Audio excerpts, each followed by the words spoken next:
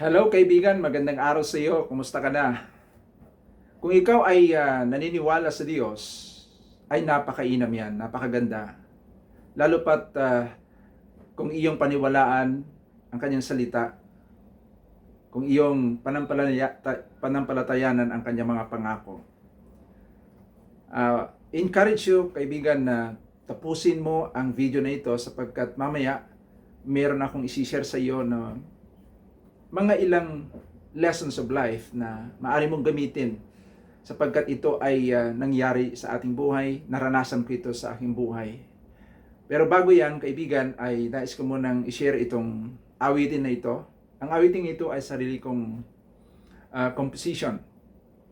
At inaawit ko palagi ito kapag ako ay nag-iisa at nagpupuri sa Panginoon. Pakinggan mo ang mensahe nito.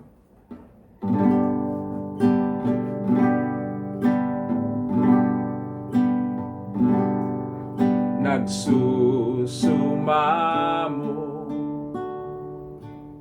ang buhay ko sa iyo.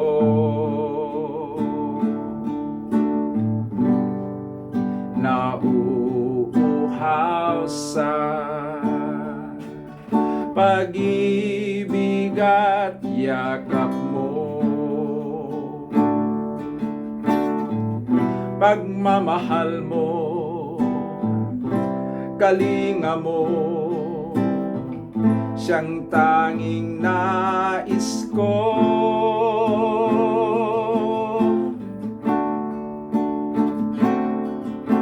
Ikaw lamang, O Diyos, ang ibigin.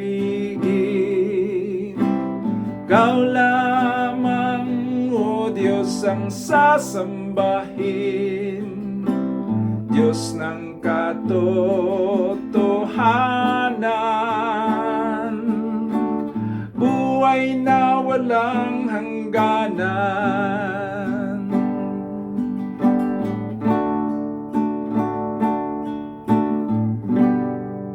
Nagpapakumbaba ang puso ko sa iyo.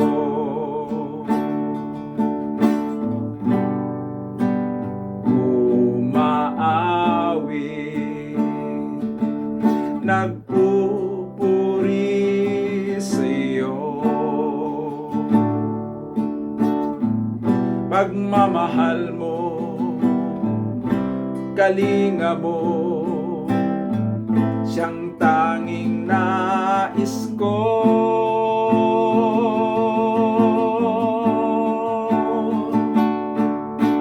Ikaw lamang, O Diyos, ang ibigin. Ikaw lamang, O Diyos, ang sasambahin. Diyos ng katotohanan, buhay na walang hangganan. Ikaw lamang, O Diyos, ang ibigin. Ikaw lamang, O Diyos, ang sasambahin. Diyos ng katotohanan,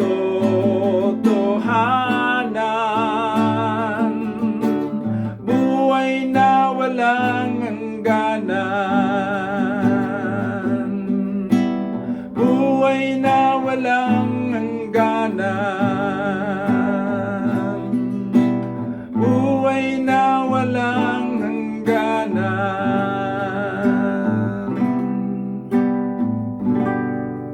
Purihin ang Diyos. Kaibigan, sa oras na ito ay samahan mo ako sa pagninilay-nilay sa salita ng Diyos sapagkat tayo bilang anak ng Diyos, ang pagkain ng ating kaluluwa ay ang kanyang salita. Hindi natin kayang mabuhay ng matagumpay na pamumuhay kapag tayo ay hindi kakain ng kanyang salita. Sapagkat ang kanyang salita ay ito yung ating gabay sa araw-araw na pamumuhay.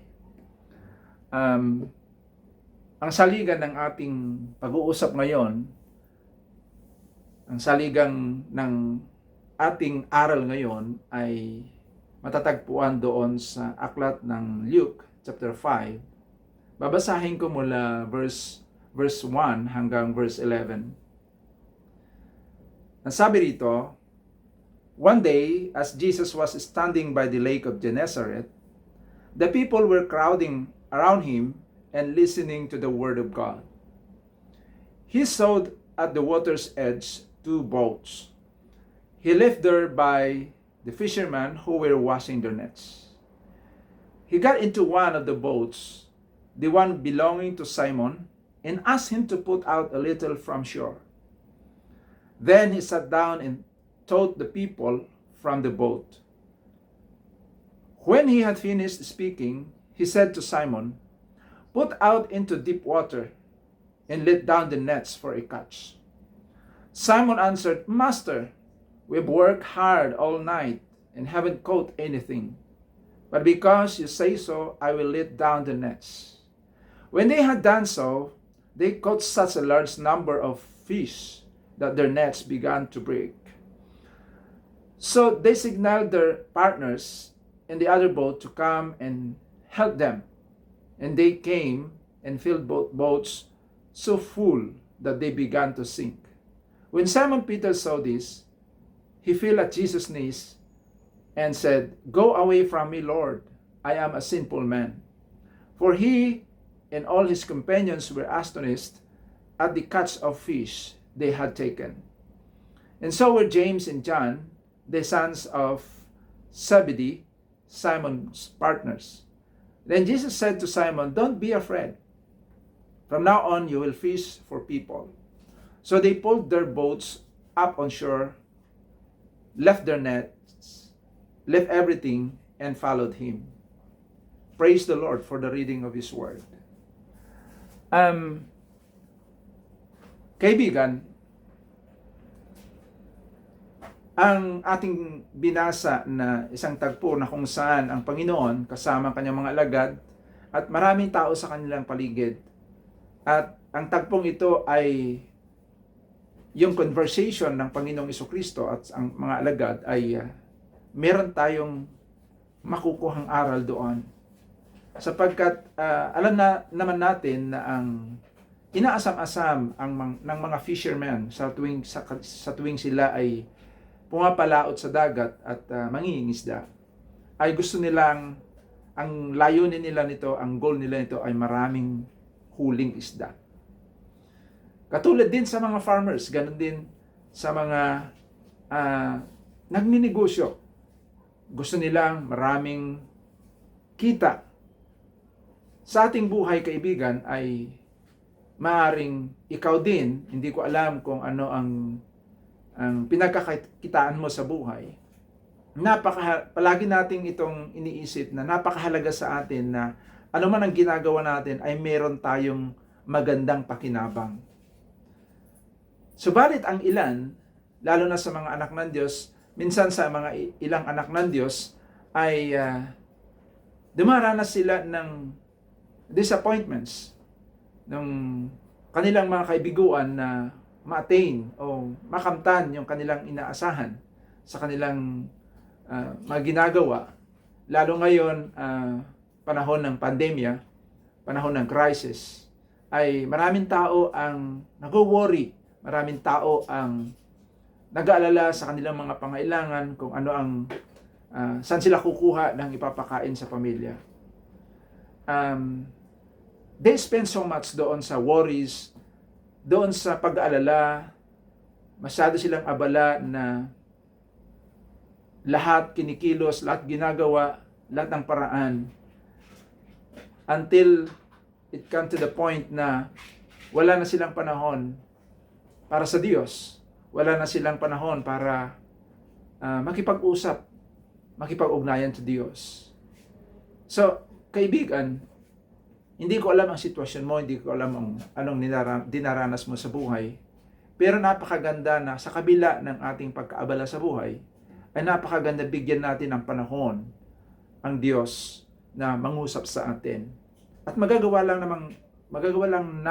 naman natin ito kapag tayo ay maglalaan ng espesyal na oras, sandali sa ating Panginoon sa tuwing tayo nag-iisa. Yung malayo sa disturbances. Sapagkat naniniwala ako na bilang anak ng Diyos, tayo ay mas makapamuhay na matagumpay kung tayo ay nakikinig sa ating Amang sa langit. Kaya sa oras na ito, kaibigan, ay meron akong, mula dito sa ating binasa kanina, meron akong 3 bagay na isishare sa iyo, na kagaya ng sinabi ko kanina, ay ginawa ko ito sa aking buhay at naging epektibo ito. Ang sabi kasi dito sa binasa natin kanina ay nandito ang mga alagad sa gilid ng dagat na naglilinis na ng lambat. Iniwan nila yung kanilang bangka doon sa pampang at sila po ay nililinis nila yung lambat nila. At siguro pagkatapos nito ay uuwi na sila na malungkot. Magpapahinga na sila sapagkat buong magdamag silang ng isda ay wala silang nahuli. Talagang pagod, talagang disappointed sila. Kaya lang dito ay dumating ang Panginoon.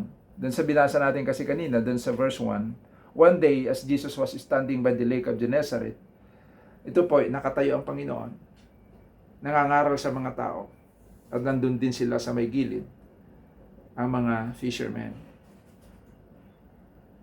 At habang sila ay nandoon,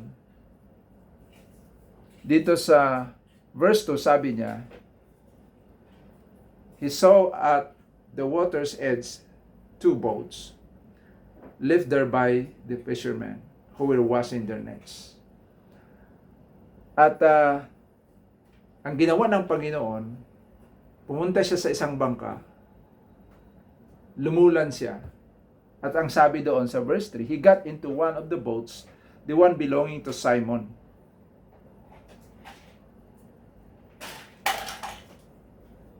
And asked him to put out a little from shore. Then he sat down and taught the people from the boat. Itong bangka na pag-aari ni Pedro ay ginamit ng Panginoon para ito ay mangaral ng salita ng Diyos. Kinausap niya kasi, nasabi niya ay dalhin doon sa may tubig. Ang sabi niya rito, ulitin ko, he got into one of the boats, the one belonging to Simon, and asked him to put out a little from shore. Doon sa may gilid, sa dagat, sa may tubig. At siya po ay naupo doon at nangaral sa mga tao. Number 1 na dapat nating gagawin kapag tayo po ay anak ng Diyos, tayo po ay tagasunod ni Kristo, na tayo po ay nagnanais na magkaroon ng greater harvest, great result sa mga ating ginagawa sa ating buhay, sa negosyo, sa trabaho, ay number 1 ay engage. Engage yourself sa gawain ng Panginoon. Kaya dito, kapatid, sa ginawa ng Panginoon at sinabi ng Panginoon, actually, lumulan siya doon eh. At ang nagtulak nito marahil si Pedro din. Siya may-ari ng bangka. At inutusan niya si Pedro na nagsalita kay Pedro na sabi niya, pwede bang itulak mo doon sa may gilid ng tubig? At nung naitulak na, sabi doon, ay ginamit niya ito para mangaral sa maraming tao. Kapatid, napakahalaga sa atin kung ikaw ay Kristiyano, kung ikaw ay sinasabi mong tagasunod ni Kristo, napakahalaga na don't just do your own thing. Di bali born again naman ako, di bali nagbaptize naman na ako, di bali dumadalo naman ako sa simbahan every Sunday, and that's it. Gawin mo na yung gusto mo. Dito kapatid, ang Panginoong Hesus ay inutusan niya si Pedro na gamitin ang kanyang bangka. Nangangahulugan lamang dito kapatid na nais ng Panginoong Hesus na i-engage mo yung sarili mo sa mga ginagawa patungkol sa simbahan at patungkol sa kakalawak ng Ebanghelyo. Pangalawa, kaibigan, ay ang sabi rito, and asked him to put out a little from shore. Then he sat down and taught the people from the boat. So kailangan, sabi ko nga kanina, ay si Pedro abala doon sa kanyang net. Nililinisan niya ito. Nandun, medyo malayo sa kanya yung bangka. Pero nandun ang Panginoon. Pinuntahan ng Panginoon yung bangka. Busy si Pedro naglilinis ng lambat. Puyat na puyat. Eto ngayon, dumating ang Panginoon, inutusan pa rin ng Panginoon na siya ay itulak yung bangka doon sapagkat gustong gamitin ng Panginoon. Ang nakita ko dito, kaibigan, na lesson na makukuha natin dito ay inihikayat ng Panginoong Hesus, kinukuha ng Panginoong Hesus yung attention ni Pedro sapagkat merong ituturo ang Panginoon sa kanya. Meron siyang matututunan sa kanya. Kaya kinuha niya yung attention ni Pedro. Number 2 na kailangan natin sa ating paglakad o sa ating pananampalataya bilang anak ng Diyos ay we need to spend time to learn. Number 1, engage. Kailangan involve mo yung sarili mo sa gawain. Pangalawa, kinakailangan mong matuto. Habang nag-i-involve ka sa gawain, kinakailangan you spend time to listen and understand the Word of God. Yun yung gusto ng Panginoon kay Pedro. Kaya kinukuha niya yung attention ni Pedro. Ang kagandahan lang dito si Pedro, hindi nag-complain. Nung utusan niyang dalhin yung bangka doon sa may gilid ng dagat. Napakaganda nitong tagpo na ito na nais ng Panginoon na kunin yung attention ni Pedro sapagkat meron siyang ituturo sa kanya. Ganon din sa atin. Bagamat busy tayo abala tayo sa lahat ng ating mga ginagawa pampersonal, sa pamilya, sa trabaho, sa negosyo, nais ng Panginoon na sa kalagitnaan ng pagiging busy natin, maglaan tayo ng panahon sa Kanya. Sapagkat doon sa pagiging busy natin, ay meron siyang sasabihin para maging epektibo ka doon sa iyong ginagawa, sa iyong karir, sa iyong negosyo, sa iyong ginagawa araw-araw sa iyong buhay. Kaya nga sa church, ini-encourage ko na ang bawat isa ay everyday magkaroon ng quiet time o pagdi-devotion, pagninilay-nilay ng salita ng Diyos at pananalangin. Sapagkat ito ang bukas na pintuan para tayo ay maging epektibo sa ating mga ginagawa sa buhay. Tuloy natin sa verse 5, sabi niya, verse 4 muna. When he had finished speaking, he said to Simon, "Put out into deep water and let down the nets for a catch." Tingnan mo nangaral muna siya. Pagkatapos nun, si Pedro naman ang pinaglaanan ng oras. At ang sabi niya, "Put out into deep water and let down the nets for a catch." Kakaiba yung sinabi ng Panginoon. Hindi ko alam kung alam niyang wala silang kuha. Hindi ko alam kung alam niyang puyat sila. Pero naniniwala ko bilang Diyos, bilang Panginoon, Kasi at that time naman, alam naman niya na ang madaling araw ay yung umagang-umaga na ganoon ay oras ng datingan ng mga mamamalakaya, yung mga fisherman. Galing dagat yan, pauwi na. Iuwi na yung yung mga hinuling isda. But dito, sabi ko nga ay wala naman silang nakuha. Sabi ng talata, wala silang nakuha magdamag. Ang sabi nga rito sa verse 5 Simon answered, Master, we have worked hard all night and haven't caught anything. Nakita natin. May mga nakaka-relate tayo dito, kaibigan.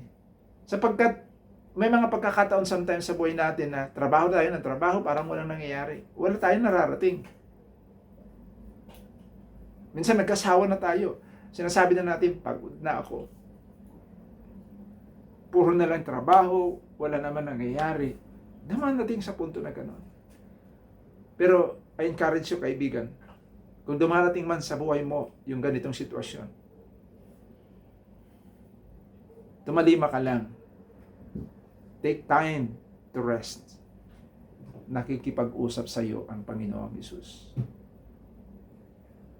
Meron siyang instruction sa iyo.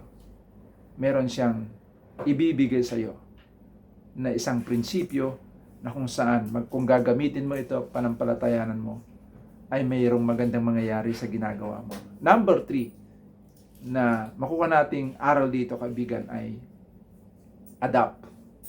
Yung matuto kang mag-adapt ng bagong kaparaanan sa buhay. Sapagkat ang mga bagay na ginagawa mo, araw-araw, ganun din, walang nangyayari. Ibig sabihin lang yan, kapatid o kaibigan, ay meron kang dapat baguhin sa mga estratehiya mo na ginagawa sa buhay. Sapagkat dito, sabi nga dito ni Pedro na trinabaho namin magdamag, namalakaya kami buong magdamag. Wala kami nakuha. Yun yung reason ni Pedro. Kumaga sa yung kanilang kakayahan bilang mangingisda ay talagang walang nangyari. Sa buong magdamag, wala silang kuha. And I presume that they are professional fishermen. Matagal na nilang ginagawa yun. Pero ginawa nila lahat, wala pa ring huli. Wala silang may iuwi na mga kuhang isda. Same thing sa ating buhay, kapatid. Kaibigan, kung mayroong mga ganong bagay na ginagawa natin na para bang walang pagbabago, it's time for you to stop what you are doing. Don't quit. Just stop, take time to rest.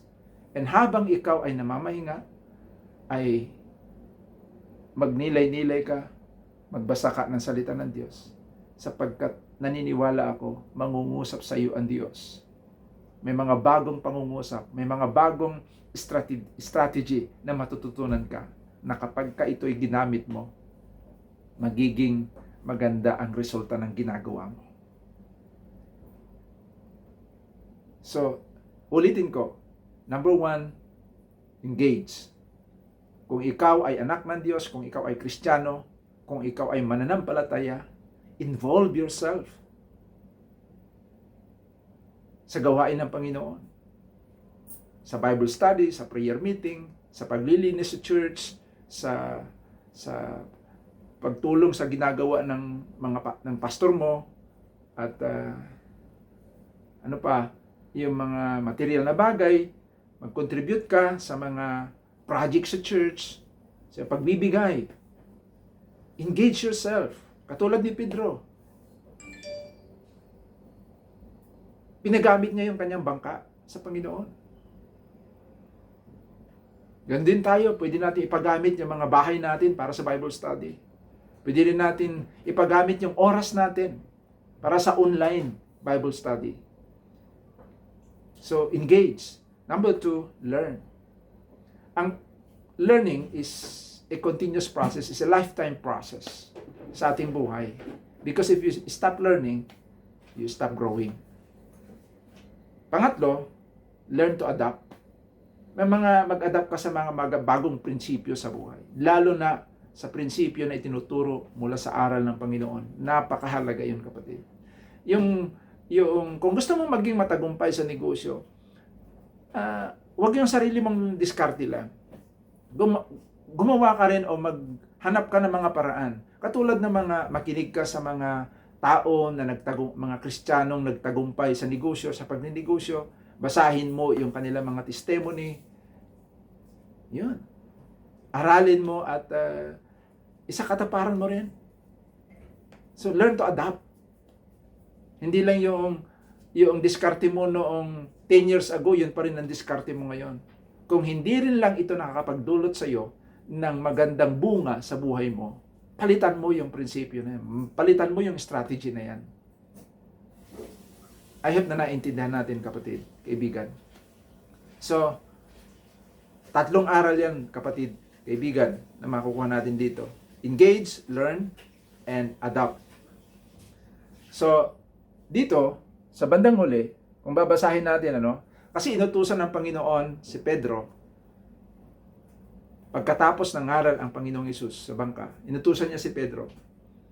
At sabi ni Pedro, sabi ko nga kanina, ay magdamag kaming na malakaya, wala kami nakuha. Pero ang ganda ng sabi niya rito, kapatid, kaibigan, Master, we have worked hard all night and haven't caught anything. But, because you say so, I will let down the nets. Dahil sinabi mo, I will let down the nets. Ilalagay ko. Ihagis ko yung lambat. Kasi meron siyang narinig. So, I'm just analyzing the situation na paano na lang kung si Pedro ay hindi nakinig sa Panginoon? Paano na lang kung wala ang Panginoong Hesus doon? Di wala siyang narinig na ihagis uli yung lambat. At dito, mga kapatid, dito sa verse 6, when they had done so, they caught such a large number of fish that their nets began to break. Dito, mga kapatid, mga kaibigan, ay balikan ko yung question kanina na, paano na kung wala ang Panginoon doon? Paano na kung hindi kinuha ng Panginoong Jesucristo yung kanyang attention, yung attention ni Pedro? At paano na kung hindi ginamit ng Panginoon yung bangka? Walang ganitong encounter na nangyari sa Panginoon between Peter and the Lord Jesus Christ. Sa isip-isip ko, wala silang nakuhang mga isda. At sabi nga rito, large number of fish. At halos mabitak na yung lambat sa dami ng kuhang isda. So, yan, kaibigan, ang 3 aral na may isi-share ko sa iyo. Ang sabi ko nga ay naranasan ko rin. Ginamit ko rin ito sa aking buhay. And very, very effective. Sa marriage life, sa business, sa trabaho, sa kalusugan, sa lahat ng aspeto ng ating buhay. Very effective. Kaya, kaibigan, ang payo ko sa iyo, wag lang puro trabaho, wag lang puro negosyo, wag lang puro barkada, wag lang puro lakwatsa. Maglaan ka ng special time sa Panginoon. Lalo na kung ang ginagawa mo ay hindi ka satisfied doon sa nagiging bunga ng ginagawa mo. You really need to stop what you are doing for a while. Don't quit and spend time with the Lord, spend time with the Word of God, sapagkat sa Word of God ay meron tayong makukuhang mga prinsipyo na magagamit natin sa ating mga buhay para tayo ay maging strong, maging wise, and eventually our life will become fruitful. Hanggang sa muli, kaibigan, God bless you. Bye-bye.